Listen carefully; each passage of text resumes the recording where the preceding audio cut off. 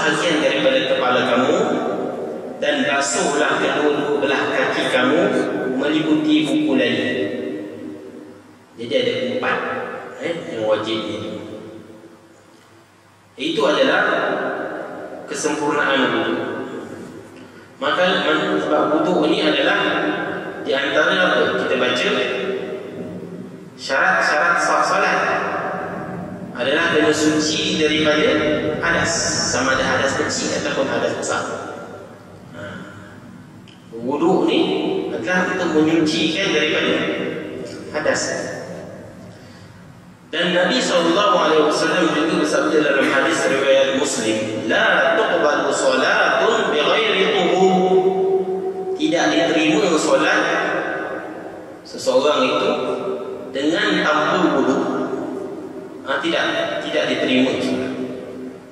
La tuqbal, tidak diterima solat. Ini maksudnya tidak diterima oleh Allah Subhanahu wa taala. Sebab itulah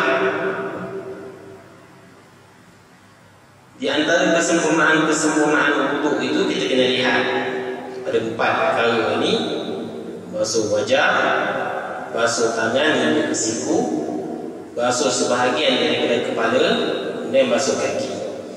Di sana ada kesempurnaan lain. Ini perkara-perkara sunat bila kita nak berwudu. Yang pertama adalah kita membaca basmalah, bismillah. Setiap perkara yang baik kita membaca bismillah. Ada orang dia terlupa baca bismillah. Terlupa tak? Tapi perkara yang sunnah yang paling besar sekali memulakan dengan bismillah.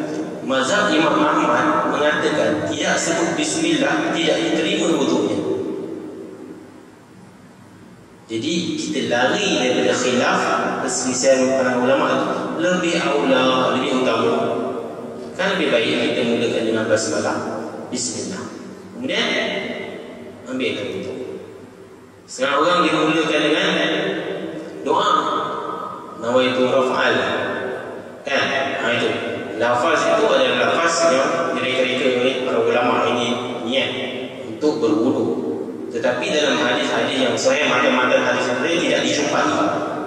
Tapi perkara itu tidaklah merosakkan wudu. Tetapi yang sahih di sisi Nabi SAW, apabila Nabi tak berwudu, Nabi benamkan kedua-dua tangannya, Nabi menyebut bismillah, Nabi wudu. Dan Nabi memerintahkan sahabat-sahabat menyebut bismillah. Pada satu ketika dalam satu perjalanan yang panjang, Nabi SAW merendam kedua tangannya ke dalam satu bejana bekas air. Kemudian dizahirkan di sana mukjizat Nabi SAW. Air keluar daripada celah-celah jemari. Air keluar daripada celah-celah jemari. Kata Anas bin Malik, semua orang berwudu daripada air-air yang keluar daripada celah-celah itu Nabi SAW. Ada sahabat bertanya, berapa bilangan orang ketika ini? 70 orang. Sebelum mereka berwudu, Nabi memerintahkan mereka sebutlah bismillah. Perintah Nabi SAW itu diguna oleh pandangan Imam Ahmad mengatakan di antara perkara yang wajib dalam wudu ini menyebut basmalah. Tapi mazhab Syafi'i tidak mensyaratkan, tapi perkara sunat. Tapi walaupun perkara sunat, kita lari daripada selisih para ulama itu lebih utama. Apa salah kita sebut basmalah?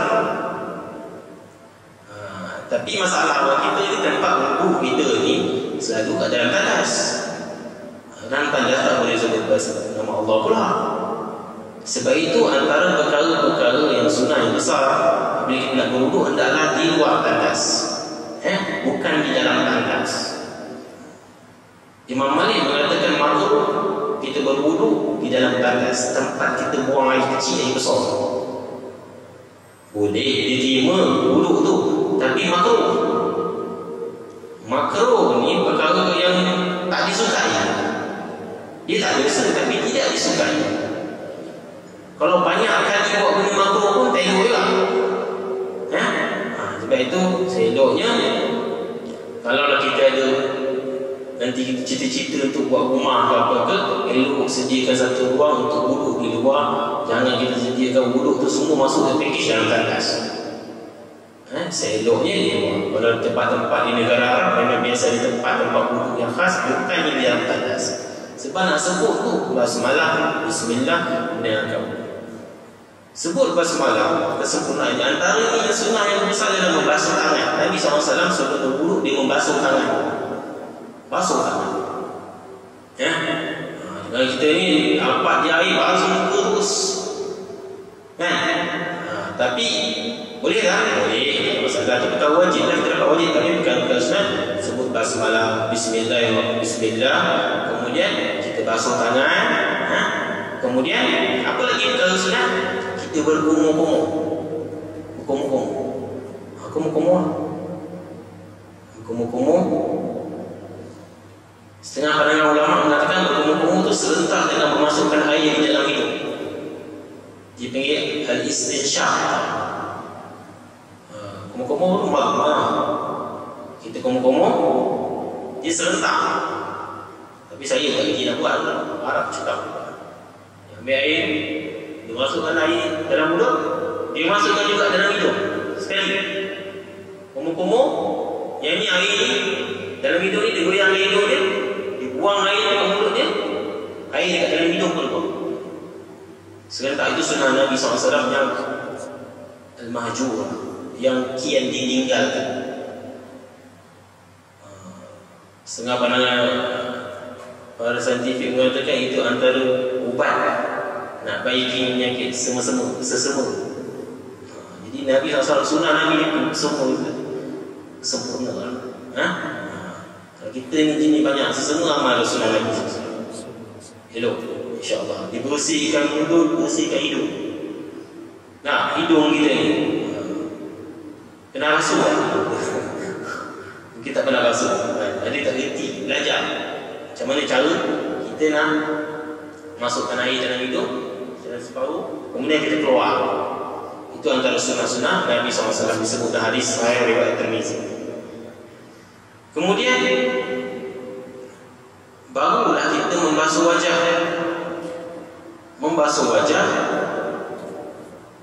Apa basuh wajah? Adalah sehingga di ujung dahi pangkal rambut bawa ke ujung dagu, di ujung anak telinga ni hingga ke kiri. Jadi semua itu dipanggil wajah. Mazhab Malik memasukkan telinga antara wajah. Dia masukkan telinga. Tapi kita basuh wajah. Itulah maksudnya. Kalau ada yang ada janggut tu, disunahkan untuk dia menyela-nyela, sela-selakan dia punya janggut. Setengah pandangan kata wajib pula. Lebih baik yang kita buat, kan? Di bahagian hadapan ni lah. Janggutnya ada bahagian depan ni, dia termasuk dalam dagu. Dia masuk dalam bahagian dagu sikit. Lepas tu disunahkan untuk kita bila basuh tu sapu sikit janggut, ya. Itu kesempurnaan wudu. Sebab Nabi kata fa'asbaghi wudu. Sebab wudu yang sempurna ni dia menghapuskan dosa. Banyak fadilah wudu. Menghapuskan dosa, menaikkan darjat seorang, semua banyak dalam hadis yang sahih. Dibukakan pintu syurga, semua hadis sahih tentang fadilat berwudu. Kalau kita tengok ulama-ulama salaf itu, kurangnya masa dalam 24 jam, kurangnya masa mereka ni berada dalam keadaan tidak berwudu. Kurang. Masa berwudu terlebih banyak daripada tidak berwudu. Imam Abu Hanifah disebutkan, dikatakan selama 40 tahun dia berwudu, dia solat subuh dengan wudu sembahyang isyak. Macam mana? Apa nak dikatakan? Maksud dia tak tidur. Dia tak tidur. Adalah waktu dia tidur, bukan tak tidur langsung ke malaikat. Ada waktu dia tidur, waktu lain lah, dia pasal apa ke kan. Sibuk mengarang kitab semua, kan? 40 tahun sembahyang subuh dengan wuduk sembahyang isyak. Maksudnya sentiasa diberwudu. Mulazamah melazimkan diri dalam keadaan wudu. Basuh muka, kemudian basuh sebahagian kepala. Huruf ba ini wamsahu bi ru'usikum, basuhlah bi dengan kepala kamu. Lafaz ba di sini, lafaz ba di sini kalau ulama bahas 15 muka surat, ba sahaja. Setengahnya membawa maksud ditaba'in, membawa maksud sebahagian. Basuhlah sebahagian. Sebahagian itu selisih dengan ulama pula. Kata Imam Syafi'i, sekurang-kurangnya 3 helai. Sekurang-kurang, ya. Kalau mazhab Abu Hanifah, Imam Abu Hanifah berpandangan 1/4. Paling 1/4 ni disampaikan. Itu yang wajib. Kalau Imam Malik keseluruhan.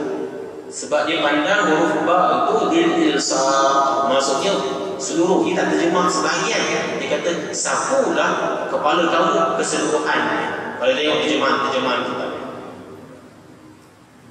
kalau tengok kita dia ambil dulu sapu kepala ni, package telinga tarik sekali. Sebab telinga dia tak ambil air yang baru. Sebab dia kata itu termasuk kepala, masuk sekali dengan telinga. Tapi kita ni jangan bila kita kata sebahagian itu, kita sapu sikit. Di sana yang hadis Nabi SAW menyebut, barang siapa sesungguhnya pada hari kiamat,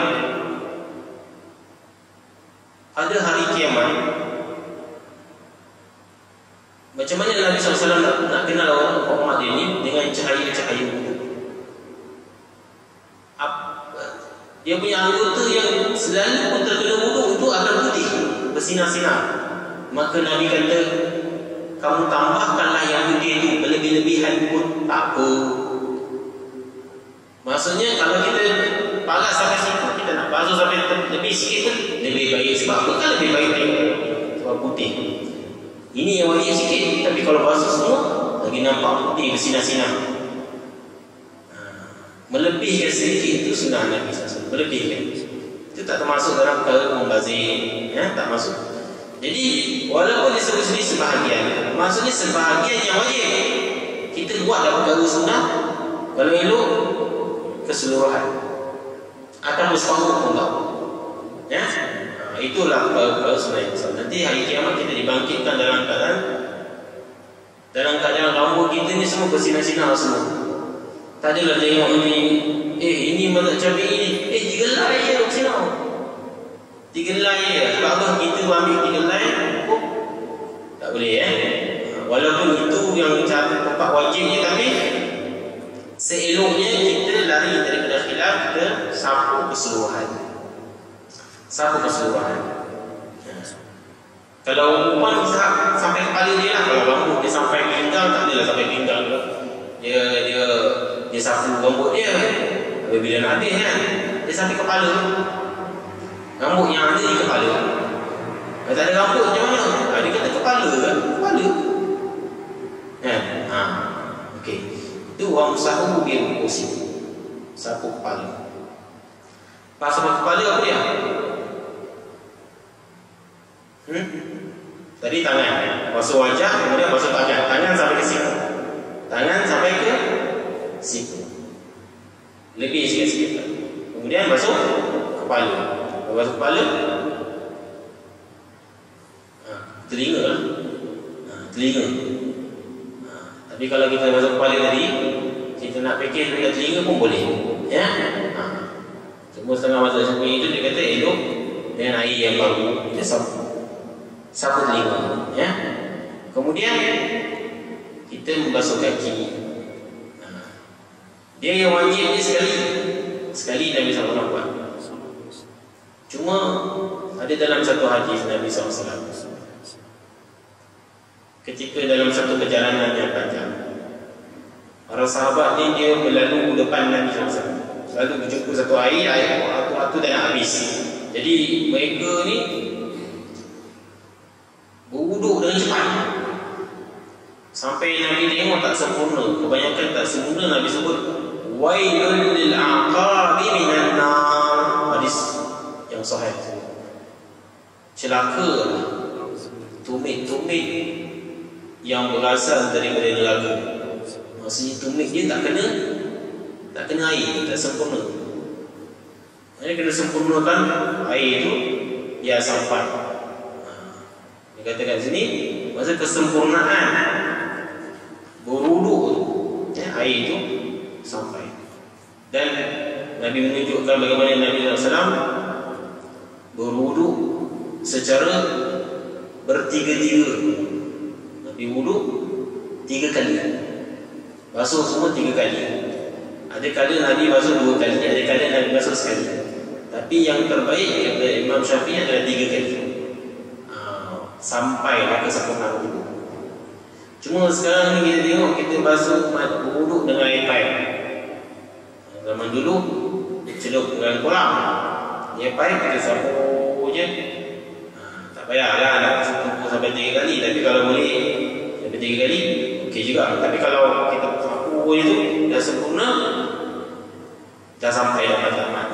Air yang kita guna pun banyak juga kan. Kalau kita tengok sunnah Nabi SAW dalam berwuduk, Nabi wuduk dengan 1 mud. 1 mud air, 1 cupak air, daripada kepala sampai ke kaki. 1 cupak. Macam mana segelas air ni Nabi wuduk dari kepala sampai ke air? Air macam mana? Macam tu lah. Dalam hadis yang sahih kita baca macam tu. Adik-adik kalau buka Sahih Bukhari dan Muslim, Nabi mandi wajib 1 sa'. Kita pun tak dapat fikir 1 sa' ni bersamaan dengan 5 cupak air, 5 gelas. Cuma mana boleh mandi wajib tu? Tak boleh fikir. Hadis Anas ni dulu lama dengan Nabi, 20 tahun. Jadi kita ni dah terlalu banyak guna air. Ada seorang sahabat dia berwuduk berlebih-lebihan, Nabi tegur dia, jangan membazir, wala tusrifu. Sahabat itu dari Nabi, ya Rasulullah, adakah pada urusan wuduk pun ada pembaziran? Ni nak wuduk ni untuk ibadat, bukan buat benda lain. Bukan pergi makan ke, pergi apa, nak ibadat. Ambil wuduk ni, takkan dalam wuduk pun boleh membazir? Nabi kata, ya. Biarpun kamu berwuduk di sungai yang mengalir. Itu dia. Sungai mengalir pun boleh membazir. Kelebihan macam mana? Antaranya para ulama menyebut lebih basuhannya lebih dari 3 kali, sampai 4 kali, 5 kali, was-was sampai 7 kali. Lebih dalam was-was. Hari ini dah sampai peringkat makruh. Benda yang kalau membazir dalam air itu jadi sampai peringkat haram. Yang memberi implikasi pada solat. Kualiti solat kita dia tengok pada wuduk lagi. Nabi sebut kalau kamu nak sempurna solat, fa'asbahil wuduk, sempurnakan wuduk. Sempurna tak semestinya air terlalu banyak. Kalau kita nak buka sekarang ni, takkan kita nak guna pakai air ni kan? Kita buka air tu kecil lah, jangan besar. Buka besar macam tu. Jadi mula-mula nak ibadah kita dah buat terus. Macam mana solat kita ni nak ada kualiti? Kalau kita tengok para salafus salih macam mana dalam penggunaan air. Air sendiri pun mereka jaga, apatah lagi dalam perkara-perkara di dalam solat. Ya? Di antara perkara yang kita kena lihat. Sampai mana tadi? Basuh kaki ya. Basuh kaki sampai ke tumit kulali. Apa kulali? Ya? Dengan sempurna, dengan sempurna. Ada pun berkenaan doa-doa tertentu semasa wuduk, seperti doa semasa membasuh muka, tangan dan sebagainya. Hakikatnya lafaz doa-doa ini tidaklah mempunyai sandaran dalil daripada Nabi SAW. Hanya terdapat 2 doa yang diriwayatkan. Yang pertama, doa Allahumma ghfirli zambi wa wassi'li fi dari wa barik li fi rizqi. Ya Allah, ampunkanlah dosaku, perluaskanlah tempat tinggalku dan berkatilah rezeki. Hadis riwayat An-Nasa'i, Ibnu Sunni dengan sanad yang sahih. Bagaimana ulama berbeza pandangan tentang doa tadi? Adakah disebut semasa berwudu atau selepasnya? Al-Imam Nasa'i meletakkannya sesudah wudu. Imam Nasa'i ini yang meriwayatkan hadis ni, dia riwayatkan hadis ni, dia kata hadis ini adalah doa selepas wudu. Selepas. Manakala satu lagi doa yang diriwayatkan dan pernah dibaca oleh baginda Nabi SAW adalah seperti di bawah. Daripada Abu Musa radhiyallahu anhu, ia berkata Nabi SAW meminta air, lalu baginda berwudu. Kemudian baginda mengangkat tangannya dan berdoa. Allahumma ja'alhu yawmal qiyamati fawqa kathirin min khalqika minan nas. Doa tu bolehlah sama nak apa? Ya Allah, ampunkanlah. Ya Allah, jadikanlah ia pada hari kiamat melebihi kebanyakan manusia yang lain. Hadis riwayat Al-Bukhari. Tapi kalau hadis ini kita baca, ada lafaz summa rafa'a yadayhi fa qala Allahumma. Lepas Nabi wudu, Nabi angkat tangan, Nabi baca ya Allah. Maksudnya lepas wudu doa ni. Lepas wudu dibaca doa ni. Antara yang tadi doa tadi, Allahumma ghfirli zambi wa wasi' li fi dari wa barik li fi rizqi. Pendek kan? Yang kedua tadi doa Allahumma ja'alhu yawmal qiyamati fawqa kathirin min khalqika minan nas. Adalah hadis yang lain sebut Allahumma ja'alni minat tawwabin, Allahumma ja'alni minal mutatahhirin. Hadis yang lain disebut dalam ini yang Allah jadikan orang yang suci dan orang yang sentiasa bertaubat. Ia menunjukkan ia dibaca selepas wudu dan bukanlah semasa berwudu. Demikianlah uraian oleh Al-Imam Al-A'ini. Justru doa-doa lain yang disebut dalam kitab-kitab Al-Imam Al-Ghazali terutamanya sebenarnya bukanlah merupakan tata cara wudu yang dilakukan oleh Nabi SAW. Oleh itu tidak harus untuk menganggap bahawa wudu tidak sempurna tanpanya. Namun barang siapa yang ingin melakukannya, ia tidaklah merosak wudu. Contoh yang pada nawaitu rafa'al hadas asghari. Sungguhnya aku niat untuk mengangkat hadas kecil. Itu walaupun baca doa tu kita diajar, dia tidaklah merosakkan wudu. Cuma kita bicara sunnah tak sunnah tu je. Tak ada lafaz dalam hadis. Search dah hari ni, sekarang ni ada software kutubut tis'ah, kutub kitab-kitab bersembilan hadis. Tak boleh nak bohong, tak boleh nak. Kita boleh search je kalau doa ni. Memang tak ada. Tapi search doa ni, tulis ada. Memang ada. Kita boleh tengok daripada kitab hadis bersembilan, semua kitab hadis. Ya, kita boleh tengok. Ada kata-kata itu adalah pandangan ulama. Aku berniat saya angkat hadas, ada kecil. Dia bukan doa, dia macam niat lah, niat dulu, niat. Cuma kita duk lafaz tu kita ingat doa. Itu bukan doa. Patutnya lebih utama kita baca basmalah, bismillah. Tapi kita lupa baca bismillah. Habis sunnah yang besar kita tinggalkan, kita duk baca nawaitu rafa'al. Buih-buih kita sebut, tapi bismillah tak sebut benda yang utama. Habis. Kalau mazhab Imam Ahmad, dia punya wudu tak sah, tak baca bismillah. Tapi mazhab Syafi'i tak adalah sampai macam tu. Asal kalau itu sunatnya sebut bismillah. Okey? Lebih utama kita sebut bismillah, ya. Kemudian lepas berwudu barulah doa. Barulah doa. Solat tanpa wudu atau tayammum jika tiada air adalah tidak sah dan disepakati oleh semua ulama mazhab. Semua ulama mazhab sepakat bahawasanya solat yang tidak ada wudu, maka solat dia tidak sah. tak ada wudu dan tayamum, tak sah. Jadi kalau tak ada wudu, tak ada air, boleh tayamum lah. Tayamum pun tak sah. Itu tentang bab wudu lah. Kalau ada tuan nak tanya, boleh mula soalan-soalan dulu. Jangan nanti dah hujung, nanti baru nak berfikir-fikir, dah terlalu lama sangat. Kita tutup majlis dulu. Boleh saya jawab, ya? Kemudian yang kedua, menghadap kiblat. Menghadap kiblat. Dalilnya adalah firman Allah SWT, "Wa min haitsu kharajta fawalli wajhaka syatral masjidil haram wa innahu lal haqqu min rabbik wa ma Allahu bighafilin 'amma ta'malun." Dan dari mana saja engkau keluar untuk mengerjakan salat, maka hadapkanlah wajahmu ke arah Masjidil Haram, yakni Kaabah.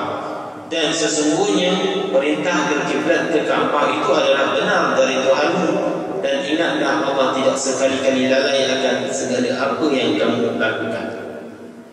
Ini dalilnya. Dia ada cerita di sebalik kiblat. Dahulu Nabi SAW berkiblatkan Baitul Maqdis. Ini kiblat Nabi Allah Musa, semualah Bani Israel punya Nabi, para Anbiya, Nabi berkiblatkan Baitul Maqdis. Kemudian orang Yahudi ni jahat. Kalau kita baca surah Al-Baqarah ni, kita tahu perangai orang Yahudi. Tak payahlah kita nak baca artikel-artikel banyak tentang perangai orang Yahudi ni apa-apa. Kita baca surah Al-Baqarah, kita cukup kenal orang Yahudi daripada dulu sampai sekarang. Kalau sifat macam tu. Dia sentiasa iri hati, dengki, hasad dengki dengan Islam. Wala tarda 'anka al-yahud wala an-nasara hatta tattabi'a millatahum. Orang Yahudi dan Nasara ni tidak akan redha pada kamu sehingga kamu mengikuti jejak langkah mereka. Orang Yahudi ni bertanya, tak cakap dengan Nabi, "Wahai Muhammad, engkau ni mengaku Nabi baru. Dahlah bukan daripada Bani Israel, mengaku Nabi baru, kemudian ikut pula kiblat Nabi kami." Bani Israel kan banyak Nabi, semua menghadap Baitul Maqdis. Menghadap pula kiblat kami, tak malu ke? Kemudian Nabi SAW ni rasa tak suka. Seringkali Nabi SAW memandang wajahnya ke langit supaya Allah Ta'ala menurunkan wahyu yang baru. Kemudian turun wahyu betul-betul. "Qad nara taqalluba wajhaka fis sama'." Kami sering melihat wajah kamu melihat-lihat ke langit. Wahai Muhammad, fawalli wajhaka syatral Masjidil Haram. Mulai sekarang, ubah wajah kamu menghadap Masjidil Haram, bukan Baitul Maqdis lagi. Dikatakan ayat itu turun ketika Nabi sembahyang di Masjid Qiblatain. Kalau siapa pernah pergi Madinah, pernah pergi Masjid Putih itu, Masjid Qiblatain, Masjid Qiblat. Peristiwa bagaimana Nabi SAW dia sembahyang menghadap Baitul Maqdis, turun tiba-tiba wahyu, Nabi pusing. Nabi pusing menghadap ke arah berlawanan dari Masjidil Haram. Itu sebab. Kemudian kena ada Masjidil Haram pula. Kemudian orang-orang Islam ketika itu, para sahabat pun duduk keluh kesah risau. Dia kata, "Ya Rasulullah, habislah nenek moyang kami. Mereka dulu menghadap Baitul Maqdis. Macam mana iman mereka sedangkan mereka telah meninggal? Tak salah sembahyang mereka." Kemudian turun ayat, "Kami tidak mensia-siakan iman mereka yang terdahulu." Turun dalam ayat tersebut. Tak sia-siakan iman, maksudnya tak terbatal solatnya. Itu cerita tentang kiblat. Kemudian wajib pula kita ikut Masjidil Haram. Bila ubah Masjidil Haram ni, orang Yahudi sekali lagi dia datang ke syubhat, keraguan. Dia kata, "Hei Muhammad, engkau ni dahlah ikut Nabi-Nabi. Engkau ni juniornya, kan? Senior kamu semua menghadap Baitul Maqdis. Tiba-tiba engkau ni menghadap Masjidil Haram. Tak ikut senior-senior." Ini orang Yahudi ni sentiasa dia datang ke keraguan, ya. Kemudian Nabi pun tak layan. Jawab dulu tu, semua kita menghadap Masjidil Haram. Kalau tidak sampai sekarang kita menghadap Baitul Maqdis, ya, Masjidil Haram. Itulah kiblatnya umat Islam. Ayat di atas ialah menunjukkan arahan Allah SWT untuk menghadapkan wajah ke arah kiblat ketika solat, sama ada ketika bermukim maupun sedang bermusafir. Wajah dalam ayat tadi membawa maksud muka, tubuh, mata atau dada. Sebab itu bagi mazhab Syafi'i, kita alih dada boleh terbatal solat kita. Dada kita balik. Tapi dengan alih yang besar lah, kan? Sikit tak apalah. Jadi wajah termasuk dada, muka, mata, kan? Itu masuk wajah. Sekiranya dalam keadaan bermusafir terlampau sujud seperti ribut salji, angin sejuk untuk berhadapan dengan kiblat, terikat dengan bahaya dan darurat-darurat yang lain, maka solat tetap sah jika tidak mampu menghadap kiblat. Kalau dia tak mampu menghadap kiblat, menghadap kiblat, contohnya cuaca sejuk, angin tiup pun itu sejuk sekali. Kalau dia menghadap kiblat dalam masa dan nak pun, maka dia boleh menghadap. Sebab darurat, perkara darurat disebut dalam sini. Kiblat ketika musafir. Hukum dalam keadaan ini dibagi kepada dua bahagian keadaan. Yang pertama, solat sunat. Kiblat ketika solat sunat, ya. Para ulama telah ijma' bahawa dibenarkan untuk menghadap ke arah hadapan sahaja jika ia berada di atas kenderaan dalam musafir yang panjang. Malah dibenarkan juga untuk menunaikan solat ini secara isyarat sahaja, sujud hendaklah lebih rendah daripada rukuk.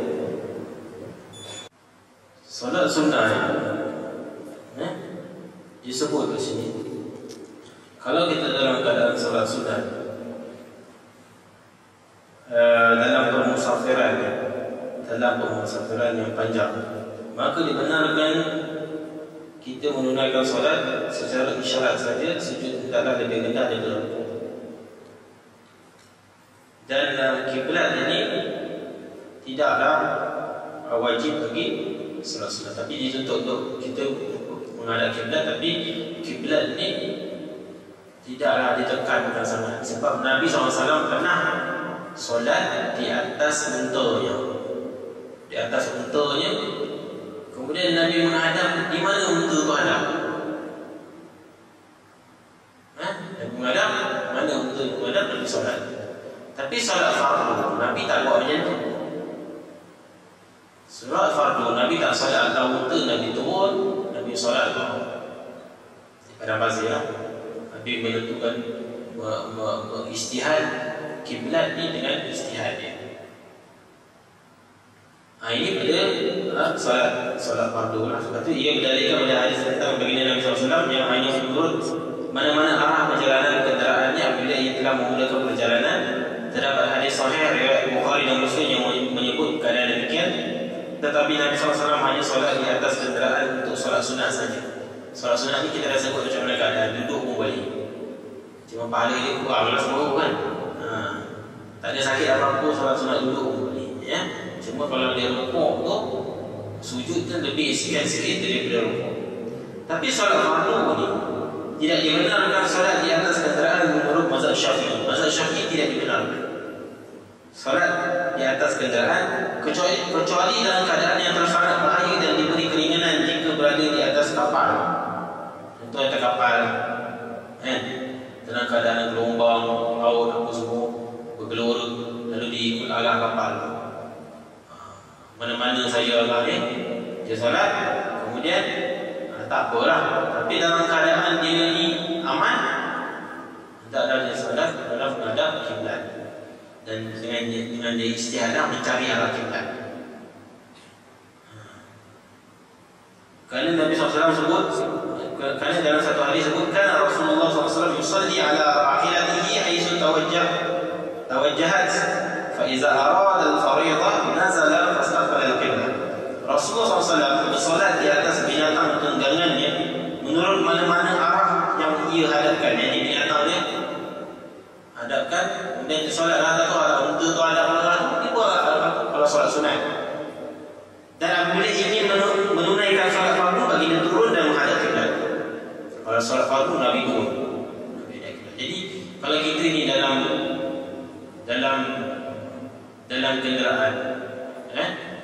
kenderaan, tak boleh lah kita solat fardu yang menghadap ke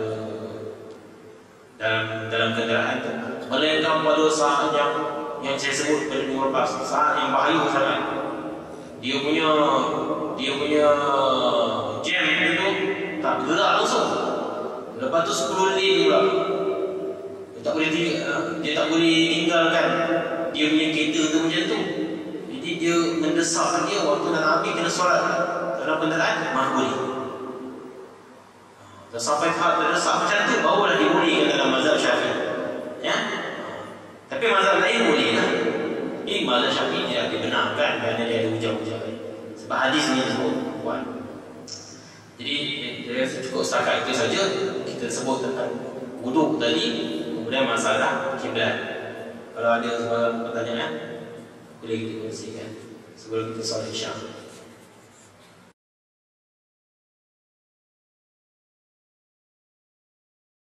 Ada doa dulu, asyhadu an la ilaha illallah wa asyhadu anna muhammadan abduhu wa rasuluh. Ada. Itu sahih. Hadis itu sahih doa al-wudu. Di banyak orang yang pun kadang ambil doa macam ni, kadang ambil doa macam ni, tapi dia sahih, boleh diamalkan. Allah bacaan dengan tawabin, bacaan dengan mutatahirin, bacaan min ibadikas salihin. Itu pun hadis yang sahih, boleh diamalkan. Cuma penulis ni dia tidak memuatkan banyak ni. Sebab nak cerita banyak lagi, dia sebut dua antara hadis sahih. Ada banyak lagi sebenarnya. Ya? Itu sahih. Ada lain?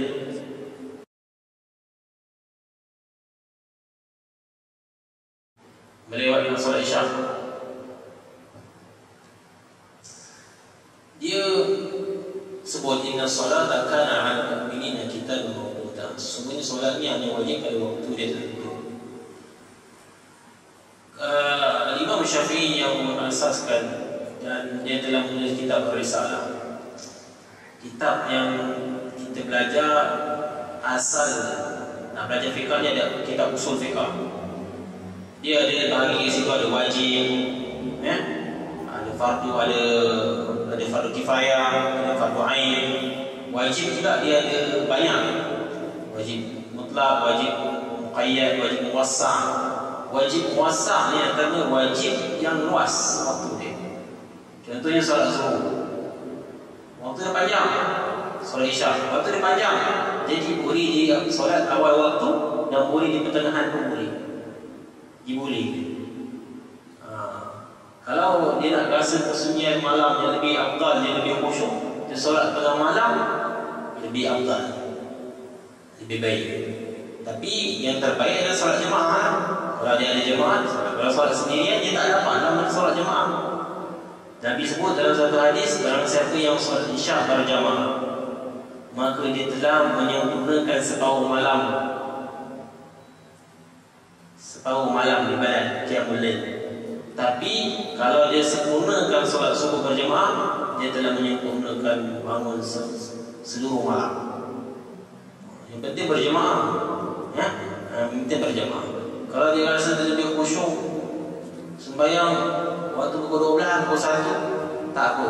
Dia tidak berusaha, dia anggap melewatkan sembahyang. Melainkan kalau masuk waktu subuh pukul berapa? Contoh pukul 6 contohnya, dia sembahyang pukul 5:55. Itu memang lewat semua kan.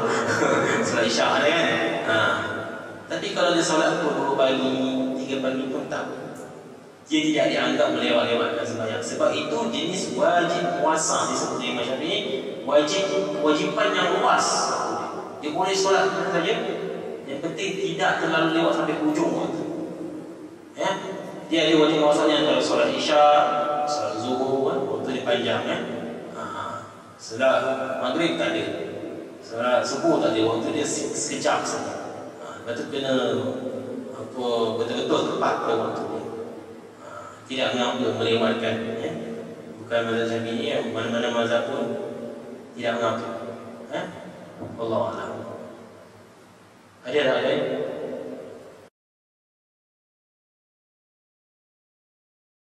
Memperbaharui wudu, saudara kita tanya, adakah dia termasuk perkara yang membazir? Okey. Memperbaharui wudu ni Kita tidak dikira sebagai mubazir. Maksudnya kalau kita masuk waktu yang baru, kita berbaharui wudu, kita tidak dikira mubazir. Setiap waktu kita berwudu. Itu tak ada masalah. Walaupun kita dah ada wudu, kita nak ambil wudu, memperbarui wudu, tapi jangan kita berwudu dalam satu waktu. Itu jadi mubazir. Kejap kita wudu. Dia baca surah ni. Kita baca surah ni, ambil wudu lagi. Dan kita tu jadi mubazir. Tapi kalau dalam waktu-waktu yang berlainan, walaupun kita ada wudu, kita tidak dianggap. Sebab apa? Disebut dalam ayat ni, iza qumtum ila solat, bila kamu nak sembahyang, setiap kali kamu nak sembahyang, hendaklah kamu basuh. Jadi bagi kebanyakan daripada ulama yang kata tajdid wudu ni, setiap kali kita nak sembahyang, maksudnya sembahyang wajib lah. Sembahyang wajib ni kita tajdid wudu itu digalakkan. Itu tidak dianggap membazir. Tapi bukanlah dalam satu waktu kita wudu banyak kali itu membazir. Wallahu a'lam. Ada lagi?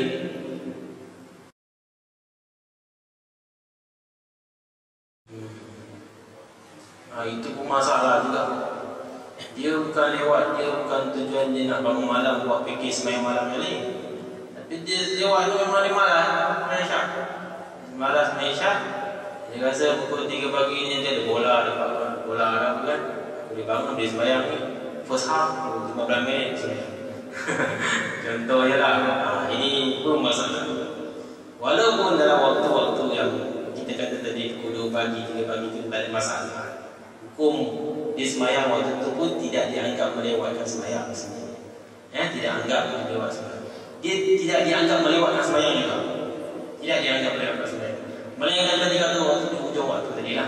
Sebab dia masih wajib yang was. Kewajipan yang was. Kalau dah sampai ke 5 pagi nak dekat subuh tu, ya itu dosa lah. Tapi kalau 2 pagi dia sangat, walaupun dia bangun untuk solat isyak saja, itu pun tidak dianggap melewat sembahyang juga sebenarnya. Dia masih lagi dalam tu. Dan walaupun dia malas itu, ialah malas mungkin pada waktu. Sebab tu kita digalakkan solat berjemaah. Kalau dia dapat solat berjemaah lebih baik. Sebab kalau malam-malam dia bangun, siapa nak bangun lagi selain dia? Jadi dia dapat sembahyang seorang diri. Dia dapat sembahyang seorang diri, dia dapat solat, dapat pahala, dapat satu je lah. Tapi kalau berjemaah dia dapat 27. 27. Tapi hadiah-hadiah berjemaah solat dia ada sebut 25, ada sebut 27. Imam Nawawi dia mentarjih. Kalau pergi ke masjid dapat 27. Tapi kalau jemaah dekat bilik, jemaah lah 2 orang dapat 25. Sebab hadis sebut 25 boleh. Tapi yang terbaik sempurna adalah di balik 27. Sebab hadis yang sebut kelebihan sebab jemaah ni 27 kelebihan ni ada lebih 35 yang nampak bercanggah. Imam Nawawi mentarjih, dia mentafsirkan hadis itu. Tapi kalau 2 pagi, 3 pagi tidak dianggap untuk melewatkan sembahyang. Dia dapat 4 pagi, 4 pagi sampai 5 tu dah anggap ujung-ujung solat tu tidak digalakkan lah. Lewatkan sembahyang ni dicela dalam Quran. Tak sembahyang, lewat sembahyang dicela dalam Quran. Solat lewat sikit tak Quran, belum sampai 29. Sebab wajib muasah dalam Malaysia disebut Malaysia ni wajib muasah. Wajib yang luar, kalau solat 9, 10, 11, 12 boleh. Bila ada lagi solat 12.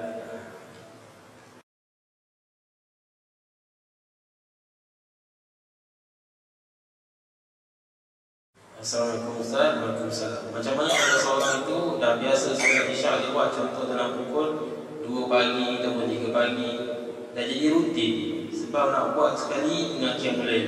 Tapi macam mana kalau dia meninggal awal, contoh sebelum isyak, sebelum solat isyak, itu dikira dia telah berhutang. Ini ada 2 soalan package ni. Soalan pertama tadi dia dah jawab kan. Maksudnya kalau lah tadi bangun saja-saja dia malam dia nak sembahyang isyak saja tu pun dah boleh. Apatah lagi dengan qiyamul lail, lebih baik. Kan? Lebih baik. Cuma tadi solat subuh kalau solat isyak dapat berjemaah lebih baik. lebih baiklah. Qiyamul Lail itu lebih baik. Cuma kalau dia tidur, dia jadi rutin dia tak solat Isyak dulu, dia memang ada niat bangun pukul 2 pagi, kemudian dia meninggal. Apakah dia ni telah berhutang? Dalam bab ni, bab solat ni ada sisi para ulama, ada yang berada di sisi yang paling macam ini, dia kata orang lain tidak boleh mengqada'kan solat. Orang lain tak boleh mengqada'kan solat. Itu antara dia dengan Tuhan. Itu antara dia dengan Tuhan. Dan dia meninggal dalam waktu Isyak itu masih lagi lebih. Dia berniat untuk mendirikannya pada waktu 2 pagi, tapi dia dah meninggal. Maka dia tidak berdosa lagi. Sebab apa? Waktu tu ada lagi. Dia tidak berdosa sebab waktu tu ada lagi. Dia kalau waktu tu luput, dia dosa. Tapi kalau waktu tu ada, dia dah meninggal, nak macam mana?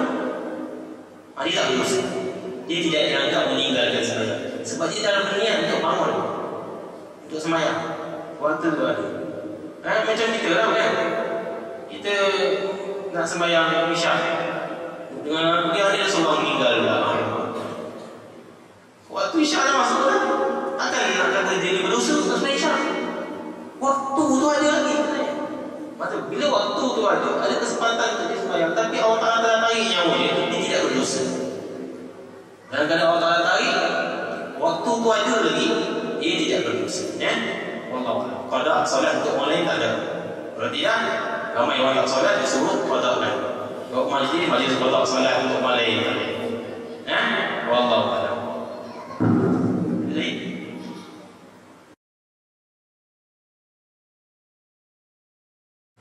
Soalan ni dah ditanya kepada minggu lepas, jadi saya jawab boleh lah. Kalau sampai rakaat ketiga sebelum salat Isyak imam telah terbatal, maka dia keluar. Kerana tak sah solat dia lagi. Kenapa dia perlu pimpin solat tu kalau solat dia tidak sah? La salata bi ghairi tahur, kata Nabi SAW. Tak ada solat. Tak ada solat bagi siapa yang tidak ada suci, maka hendaklah dia keluar. Pandangan mengatakan sebut subhanallah sudah tahu, dan yang duduk belakang itu menggantikan dia menjadi imam. Wallahu a'lam. Ada lain?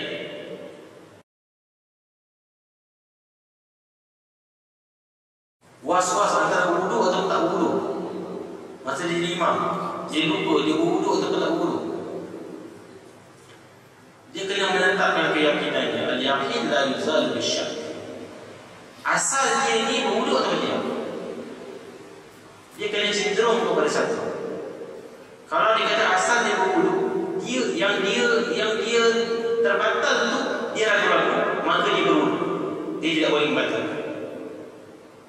Yang dia batal wudu atau tak wudu ni dia ragu-ragu, maka dia menanamkan keyakinan dia berwudu, dia masih lagi ragu. Sehingga ada satu pandangan mengatakan kalau orang terkentut, ada orang terkentut lah, terkentut, Nabi kata hatta yasma'u sautan, sehingga dia dengar bunyi itu. Tapi kalau dia rasa macam ni, aku terkentut tak kentut ni, rasa macam buang sikit angin tadi, ada was-was pula. Was-was tu masih lagi dalam berwudu, dia anggap dalam wudu. Sebab apa Nabi kata hatta yasma'u sautan, sehingga dia dengar punya macam tu. Nabi SAW menanamkan keyakinan dari bunyi. Cuma kalau kita dah yakin ni, aku ni tak dengar pun tapi dia yakin dia betul kan, dia kena ni lah, batal kan. Tapi kalau macam dalam masalah tadi, dia apa, wudu tak wudu, dia kena tanam keyakinan dia asalnya dia berwudu tidak. Kalau dia berwudu, kalau dia tak wudu ni, dia ragu-ragu, maka dia berwudu, dia kena cenderung. Ini kita akan bicarakan pada hisab yang akan datang. Ada, jadi jangan ke mana-mana, depan kena bersih. Wallahu a'lam. Ada ni? Ada? Tak ada. Jadi insya-Allah segala yang baik datang dari Allah, segala khilafat pun insya-Allah mudah-mudahan Allah Allah berkati majlis kita dan mengundikan kita kekuatan untuk mengamalkan dan sampaikan kepada orang lain. Dan seelok-eloknya kita ini istiqamah hadir dalam kuliah ini, tuangkan masa kita sedikit, satu hari je seminggu, kita hadir niat untuk amal, wallahu a'lam. Qul qawli hadza wa astaghfirullah li wa lakum wa billahi taufiq wal hidayah. Wassalamualaikum warahmatullahi wabarakatuh. Tutup majlis ini atas kafarah dan salat.